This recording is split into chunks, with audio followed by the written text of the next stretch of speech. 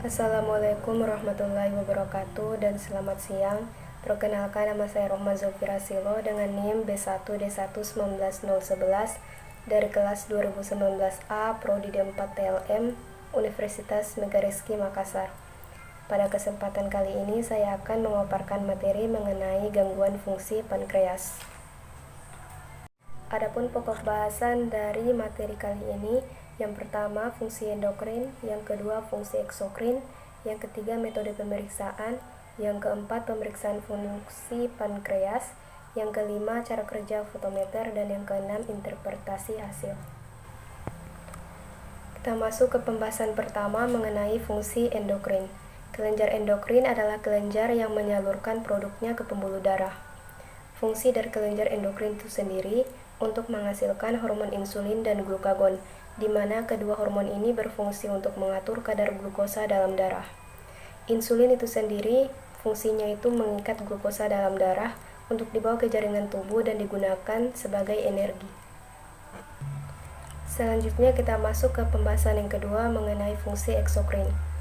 Eksokrin itu sendiri merupakan kelenjar yang mengeluarkan produknya melalui suatu saluran, di mana saluran ini akan menuju ke permukaan tubuh atau jaringan lain di dalam tubuh. Contohnya itu seperti kelenjar air liur dan juga kelenjar keringat. Sebagai kelenjar eksokrin, pankreas menghasilkan enzim pencernaan yang dialirkan ke saluran cerna. Enzim tersebut memiliki fungsi masing-masing. Misalnya, enzim lipase untuk menguraikan lemak, kemotripsin dan tripsin mencerna protein, serta amilase untuk menguraikan karbohidrat. Selanjutnya masuk ke metode pemeriksaan. Di sini saya mengambil metode kolorimetrik enzimatik. Metode ini merupakan metode yang digunakan untuk penentuan konsentrasi dari senyawa atau unsur kimia dalam larutan dengan bantuan dari reagen warna. Metode ini digunakan pada pemeriksaan gangguan pankreas, pada pemeriksaan amilase. Contoh prinsip dari metode ini, yang pertama substrat pati ditempelkan pewarna kromogenik untuk membentuk kompleks pewarna substrat yang tidak larut. Kemudian AMS menghidrolisis substrat pati menghasilkan fragmen substrat pewarna yang lebih kecil yang sifatnya larut dalam air. Kemudian peningkatan intensitas warna larutan di mana pewarna dan substrat terlarut sebanding dengan aktivitas AMS. Selanjutnya masuk ke pembahasan pemeriksaan fungsi pankreas. Di sini saya mengambil contoh pemeriksaan amilase metode kolorimetri enzimatik. Di tahap praanalitik, yang pertama disiapkan kit pemeriksaan amilase metode kolorimetri enzimatik. Yang kedua disiapkan reagen amilase. Yang ketiga petunjuk pengerjaan. Yang keempat mikropipet 100 dan 1000 mikron. Yang kelima tip biru dan kuning. Yang keenam tisu. Yang ketujuh tabung berlabel T, dan yang kedelapan sampel serum. Untuk tahap analitik, yang pertama nyalakan alat fotometer, yang kedua dibaca terlebih dahulu petunjuk pengerjaan, yang ketiga dipipet 1000 mikron reagen dan dimasukkan ke dalam tabung berlabel T, yang keempat dipipet 20 mikron sampel serum, kemudian dimasukkan ke dalam tabung, yang kelima dicampur dengan cara digoyang-goyangkan, yang keenam dimasukkan sampel pada alat instrumen, yang ketujuh alat akan membaca sampel secara otomatis dan ditunggu beberapa menit sampai pemeriksaan selesai. Yang kedelapan, alat akan menunjukkan hasil pemeriksaan amilase.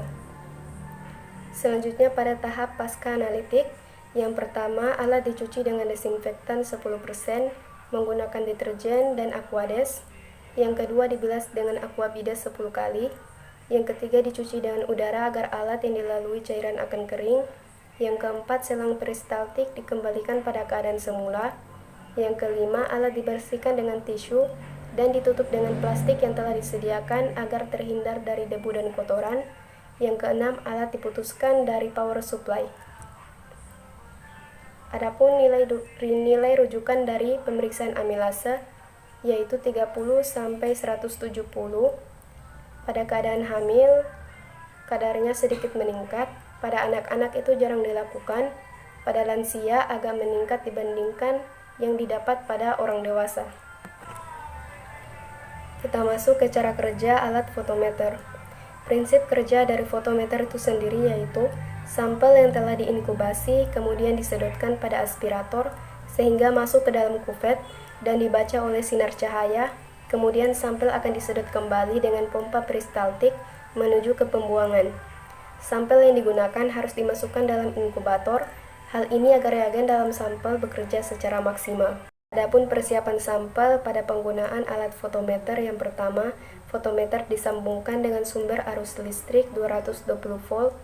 Yang kedua, tekan tombol power on. Yang ketiga, instrumen dibiarkan stabil dengan didiamkan sekitar 10 menit.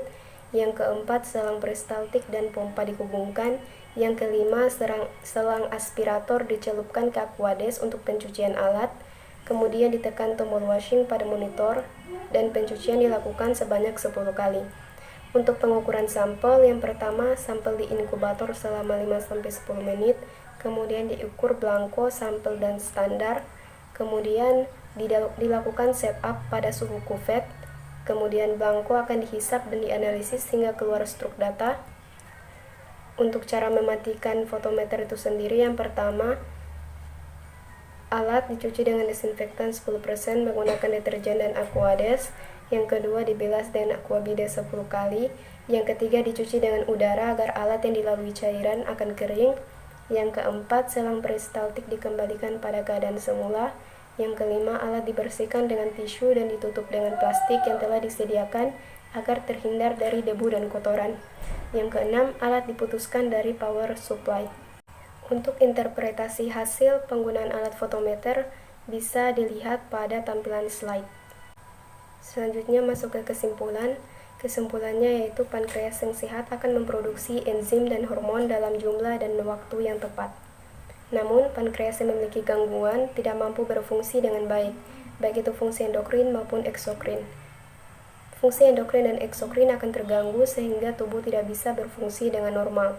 Kondisi ini menyebabkan timbulnya berbagai gangguan atau penyakit yang bisa dirasakan oleh penderita, sehingga dibutuhkan pemeriksaan laboratorium khusus untuk dapat mendiagnosis penyakit yang diderita, serta agar penyakit dan penderita mendapatkan pengobatan yang sesuai. Sekian pemaparan materi yang bisa saya sampaikan. Semoga bermanfaat, kurang lebihnya mohon dimaafkan. Wassalamualaikum warahmatullahi wabarakatuh dan selamat siang.